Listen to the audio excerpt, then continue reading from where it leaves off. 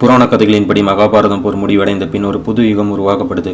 அந்த யுகத்தில் நிறைய அநியாய கொலைகள், ஆண் பெண் தவறான உறவுகள், கடவுளை வச்சு பொய்யா வியாபாரம் பண்ணுறது, அரசியல்வாதிகள் ஏழை மக்களோட பணத்தை சுரண்டி திங்கிறது, மதர்மம், மஞ்சம், பாவம், பொய்கள் இதெல்லாம் நடந்துட்டு இருக்குன்னா அந்த யுகத்தில் களி பிறந்து ஆட்சி செஞ்சுட்டு இருக்கான்னு அர்த்தம். அப்போ புராண கதைகளில் சொல்கிற மாதிரி இது களி பிறந்து இது கலியுகமாக இருந்ததுன்னா அப்போ நிஜமாலுமே கல்கியோட அவதாரம் இருக்குமா? கல்கியோட அவதாரம் இருந்தால் அது எப்படி இருக்கும்னு பார்த்தீங்கன்னா, இந்த உலகத்தில் அதர்மம் தன்னோட தலை தெரிச்சு ஆடும்போது இந்த உலகத்தில் சில மாற்றங்கள் ஏற்படும்.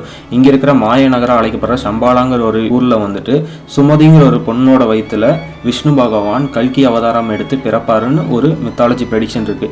அந்த மாதிரி இந்த உலகத்தில் இருக்கிற அநியாயம் தன்னோட தலை தெரிச்சு ஆடும்போது கல்கி பிறந்து இந்த உலகத்தில் இருக்கிற எல்லா அநியாயங்களையும் அழித்து கலியவும் அழித்து இந்த உலகத்தில் ஒரு வெள்ளை குதிரையில் சுற்றி வரும்போது இந்த உலகமே அழிஞ்சு இங்கே இருக்கிற நல்லவங்களை மட்டும் கூட்டிகிட்டு போய் ஒரு சத்திய யுகத்தை ஆரம்பிப்பாருங்கிற மாதிரி ஒரு புராண கணிப்புகள் இருக்குது.